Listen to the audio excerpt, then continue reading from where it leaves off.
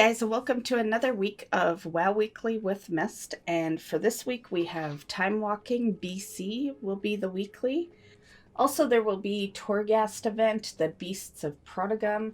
This is the one where your first anima power when entering Torghast allows you to control a powerful boss beast. And basically, if you want a tank beast, you want to pick a Horgal. If you want the one for mass silence, that will be a Valiok. And if you want a haste buff, you want to pick Neltari. One thing to keep in mind with this event is that it only exists for the normal Torghast. So basically what that means is it's not applied in Twisting Corridors for obvious reasons. Twisting Corridors is supposed to be a challenge, and yeah, this week is a helper week, right? It'll go a lot smoother with the Beasts of Prodigum up. So Horgal, the tank beast, he will stun individual enemies and taunt them. The ability will be called Chain of Command. Neltari, which is the haste beast, he's going to be able to howl and increase allies' combat capabilities. The ability is called Wailing Pendant. Valiok will be your mass silencer, so he's going to do AoE damage and silence enemies nearby. And that Torghast ability is going to be called Shade Essence Leer. Up on screen here, you'll see some powers. Feel free to read through them. These are some of the powers you're going to see through this week while doing your Torghast runs. Another thing to keep in mind is that if your beast dies, it won't be helpful to you for roughly 20 seconds. It basically needs to be healed fully in order to help you out. So definitely be careful with your pulls at this part while he's casting his anima ability, which heals him up to full. Next up is Merch of the Tadpoles. This is a little micro event. It's available only today. And Noblegarden has also started today. And that will run for 1 week, so you have till April 12th. Noblegarden is a pretty easy event to do. You can knock it all out pretty much in one sitting. And, well, I won't say one sitting, but 1 year, which equals 1 week, because you have 1 week to do it. And yeah, you could get everything. All you gotta do really is just camp areas for Easter eggs. There'll be Easter eggs on the ground. You just loot them, and those are your currency for buying things. One notable item is a mount. It costs 500 of your Easter eggs. There's also the polymorph rabbit for mages. I've been using it for years, and it's awesome. It turns your polymorph into a rabbit. There's many things throughout the game that changes your polymorph, but I definitely have always favored the rabbit. And yeah, here's a list. Feel free to see what you want. Some of these are achievement items in the list that you would have to buy. And yeah, highly suggest doing the achievements if you're an achievement person, because it's, in my personal opinion, the easiest event of all of them. And the last event is Dark Moon Fair, so that is going on and will be throughout the week. And that's a good one for getting some points in your professions for Shadowlands or some leveling done. Not that I think we need a leveling perk, but if you want to go get it, Dark Moon is there.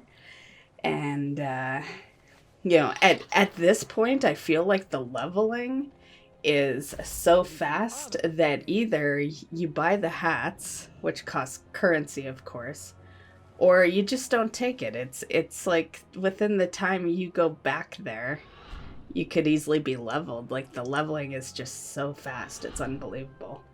So what I usually do is I don't really bother with the hats, but I'll grab the first buff of the day, and then I don't go back. Like, yeah, I just keep going. But it is there if you want to grab constant experience buffs, and there is the vendor there, of course, for the Dark Moon hats if you don't want to keep coming back. They cost 10 currency, 10 tickets, so there is that option. And that is the weekly events. So for accomplishments, as you guys know, my major goal was what you're looking at right now in the video, which is Ashran. Last week I was on the Goblin still, which I'd been holding on to for a really long time. I had completed it just before the event started, which was a goal last week. It was that I wanted Goblins done so that when the event came around, I could knock out very fast some of the easier ones. And I did exactly that. I thought it went really well. And yeah, so after Goblins had finished, I picked up Blood Elves because I thought that would be the easiest. So I got that done. And that one only took me basically a day to complete. Blood Elves was pretty quick. So then Orcs was the next one I took. And that one took a little longer considering how popular Orcs are, but it still got done. I think it took longer because I wasn't dedicating exactly the time I was with the Blood Elves, because you start to get a little burnt out after a while when you're really focusing the Ashran kills. It starts to get to you, and I'd spent the week before trying to get off the Goblin quest, and yeah, but it took 3 days, and I am now done Orcs, which is part of why you're seeing this video. Is, it wasn't streamed, and I usually show you guys stuff like that on stream, so I figured I would record it and you could see it in the WoW Weekly. So Orcs did get done. And as I'm recording this, and I record the WoW Weeklies on Sundays, so as I'm recording this, I am on Torrens. I am pretty certain I'm going to probably still be on Torrens when the event ends, because I basically took the quest right before I went to bed on Saturday night. And it's also Easter, and I am always the one that cooks Easter dinner, so I'm going to be dedicating pretty much, like, I'm currently editing this in between cooking the Easter dinner. So yeah, today, Sunday, is pretty much a rip on most attempts for Ashran, which basically means that my only solid day of attempts before the event ends is gonna be Monday, and I just don't think we're gonna get 500 Tauren done in one day. So it'll get close though. I do pretty good at these, especially now that I'm throwing in some of the easier ones. And yeah, I think I'll be, I would say, at least halfway done by the time the event ends. But that doesn't mean all progress is stopping. I do these when it's not the event as well. I just like to use the Belgrin that never ends as a good way to get lots of kills in the same battleground, pretty much. It's, you know how it is. You gotta wait for queues. When I'm on, when I hit pandas, that's going to be a great time for this event to roll back around. And that way I don't have to constantly, like, if a panda isn't in the group, kind of like Goblins. Goblins was similar, where it wouldn't be in the group. I'd have to leave. When it's the never-ending event, you don't get Deserter. So that's why I took advantage of this, because my leaving is not a punishment. That is how you end it, right? So yeah, that's a big reason why I wanted to get as much as I can get done during this.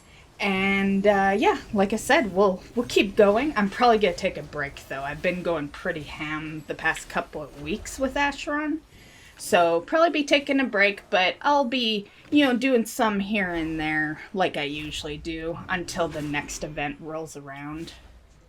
And then when that next event rolls around, I think I'll be done. I expect to be on pandas by then, and then we'll just get it out of the way. I'm sure I'll already have progress into the pandas at that point, and it's so much easier when it's the event. It will be a while before the next event shows up.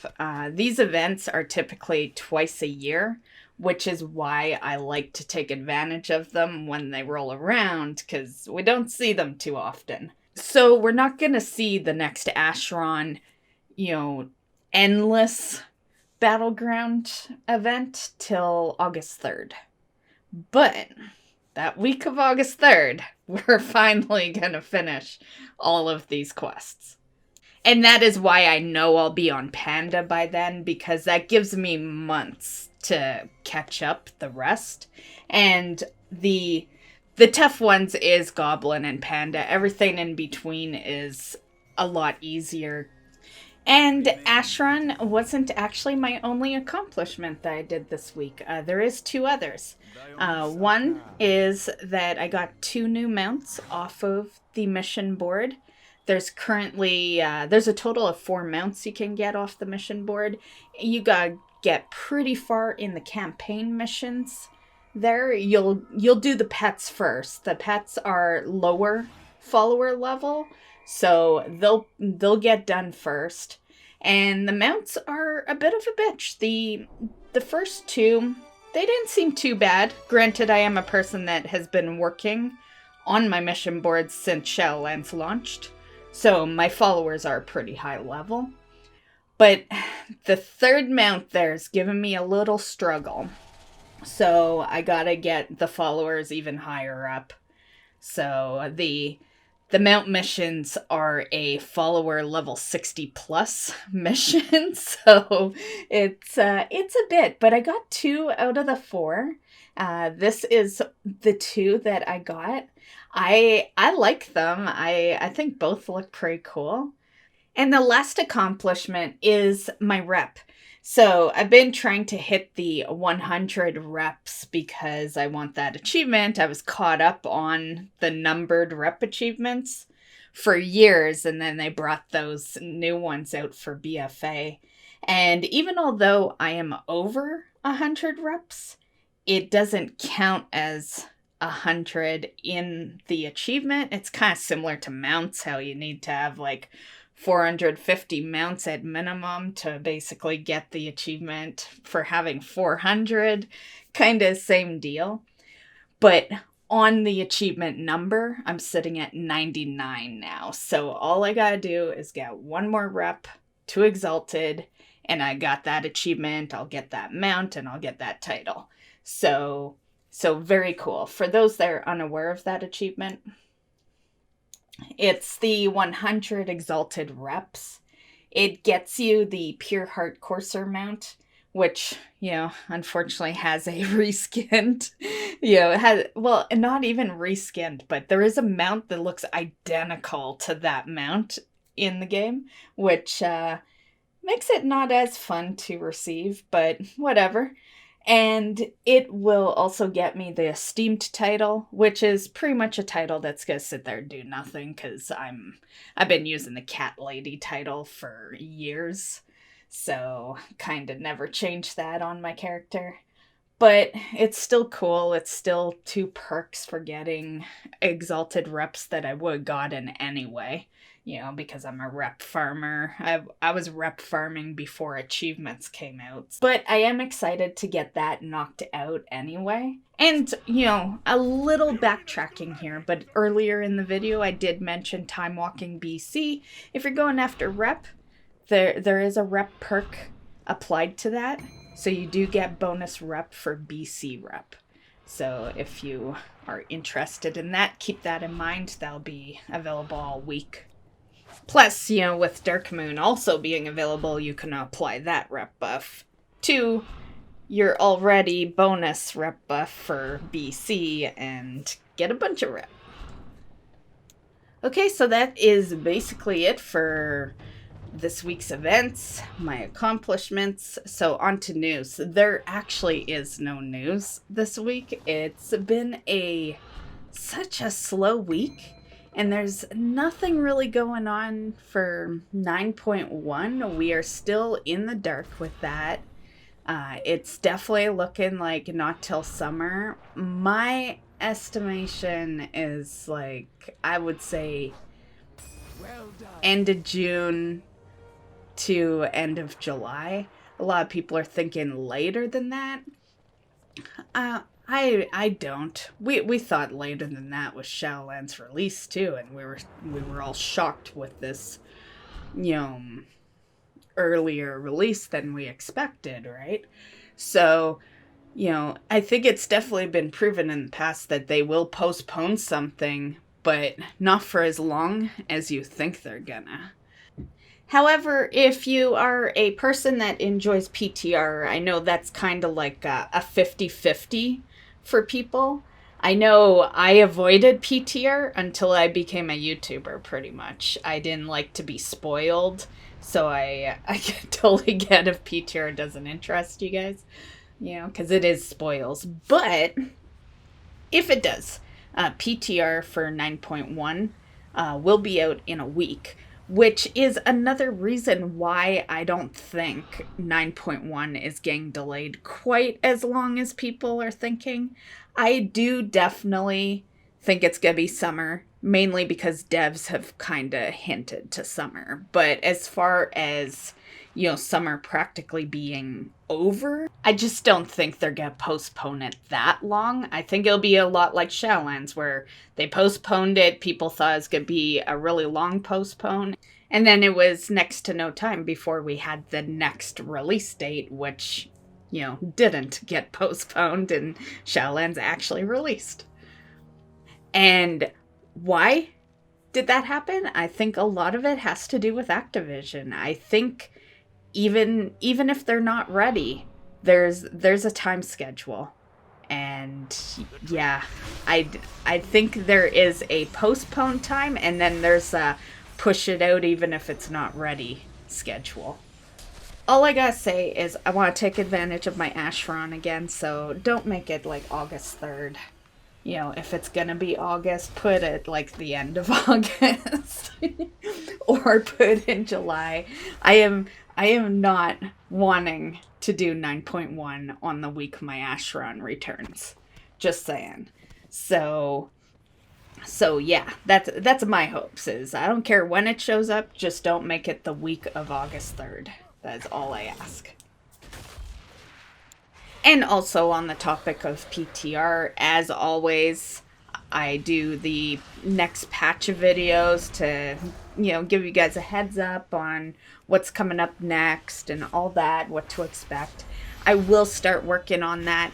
They do a lot of changes in the PTR, so that video is not going to release until we have an actual date. That's generally how long I hold on to that video, and then I edit it when we have a date. That way I can edit any changes they've made along the PTR, because, what you see the first month of a PTR is not what you're going to see, in the release. They do definitely change stuff.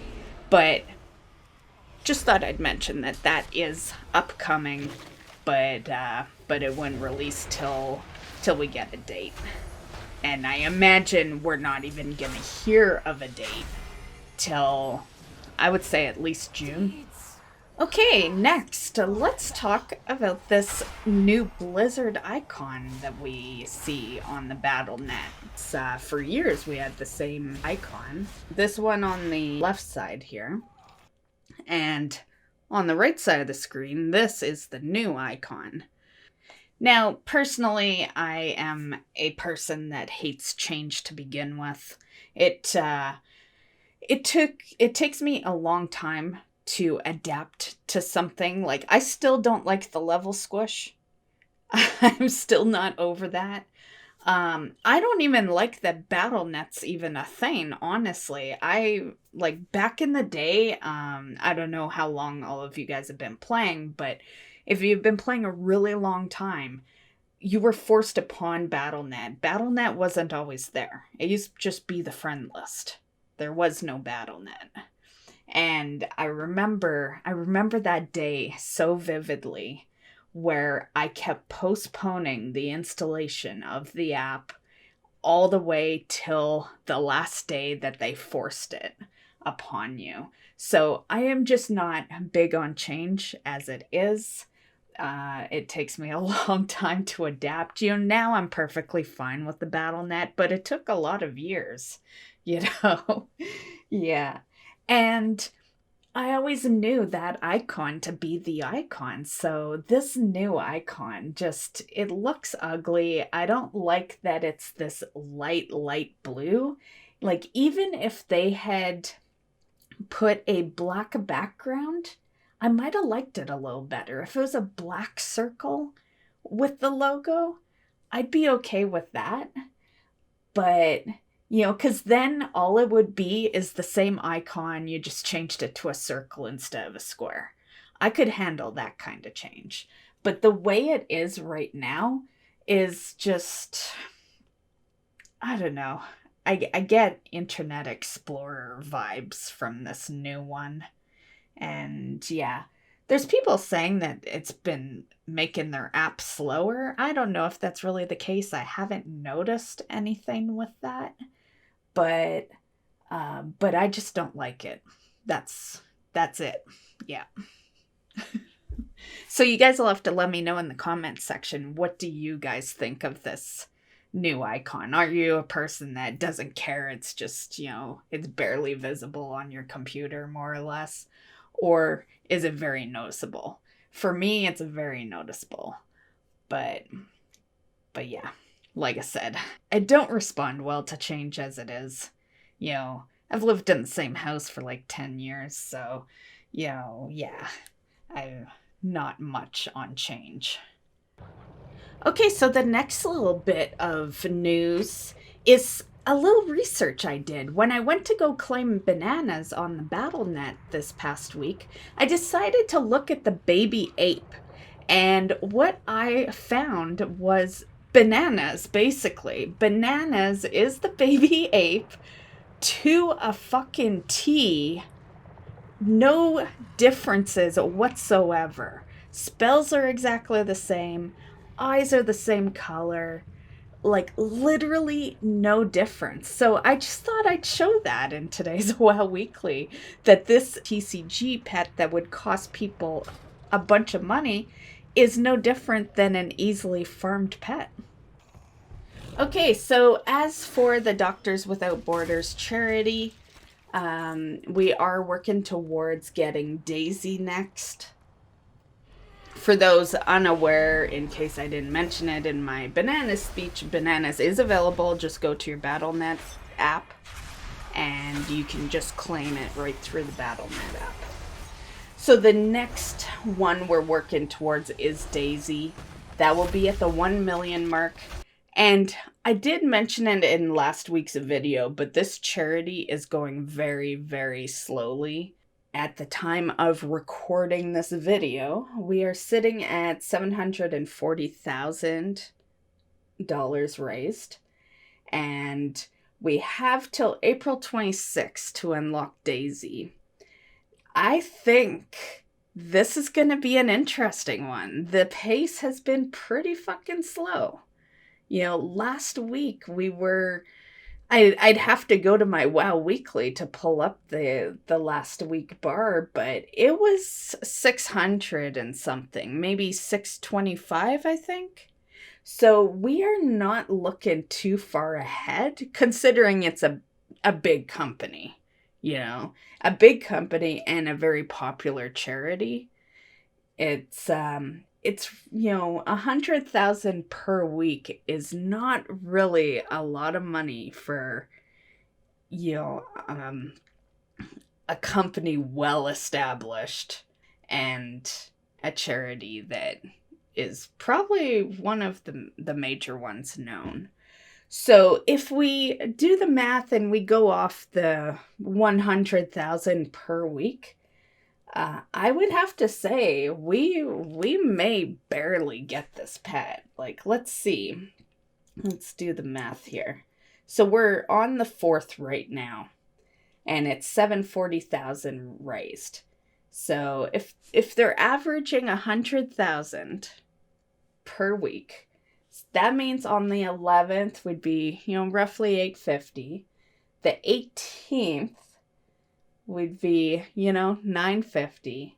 And then the 25th, which is the day before the expiry date, I'd just like to say, or I don't know if expiry date's the right word, but the day before we can unlock Daisy. So it's just going to be barely. I think it will happen. I do think they are still raising enough regularly to make it happen, but it's going to be fucking close for sure. I don't think we are seeing Daisy till either the last week of April or even May.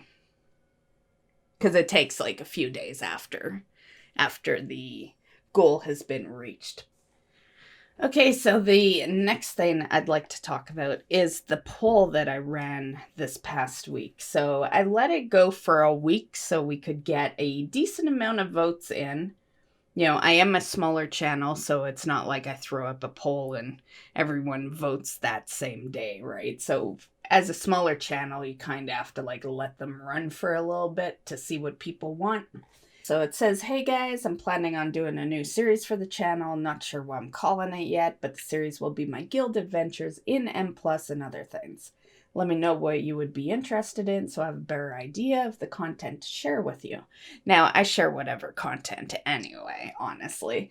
But it was, it was definitely for the new series. I hold nothing against people not voting for Torghast. Torghast is boring, but I thought I would put in there anyway. Kind of glad people didn't vote for that one, though, because Torghast,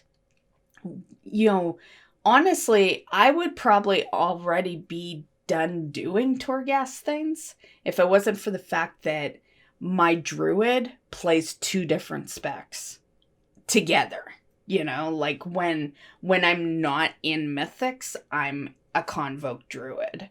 And when I am in Mythics, I'm a Resto Druid, just because we needed that for our Mythics, right? But I main balance. So basically what that meant is that after I got my rank 4 balance legendary, I started working towards my rank 4 healing legendary. So I actually do a lot of Torghast because of needing that. Between the 2 legendaries, that would be over 10,000.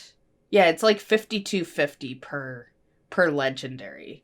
So it's a lot of soul ash. So I'm kind of glad no one voted for that, because once I'm done getting my rank 4 healing, we're not going to be doing Torghast. And, as far as achievements, me and my group have been knocking out those achievements just by going in, finishing off our legendaries. So yeah. Now, I do see that some people did vote arena, classic game discussions, and all of the above. I will definitely take those into consideration, but obviously the more popular vote is the Mythic Plus, so that's what we're gonna focus for now. And yeah, I'm not saying that we're not gonna cover arenas or game discussions, but they definitely weren't the more popular votes. So they may be once in a while during the series, maybe a once a month type thing, whereas the Mythic Plus might be more weekly. One thing with the Mythic Plus keys is that some of it you might see out of group as well, because I do hire keys outside of my group. And the reason for that is because my main group consists of my friends. You know, they're not just random people I do mythics with. They are my actual friends. And I don't want them to feel pressured to do anything. So basically what I've told them before is that we'll do up to the key that you start really stressing over, and then that will be our limit. That way everyone's still having fun. I, on the other hand, am a progressor. So when it comes to anything higher than what the guild group is doing, that may be, you know, me solo. Well, it won't be me solo in a run. You can't solo a Mythic Plus, but it will be me with other people. Just because I personally would rather keep my guild people loving the game than force them into content that makes them hate it. So that is kind of how that is working. So I'm not sure how high you're going to see the keys go, but it'll still be some good runs for sure. So I thought the poll went really good. 11 votes is pretty good, I think. I was pretty happy with the amount of people that voted.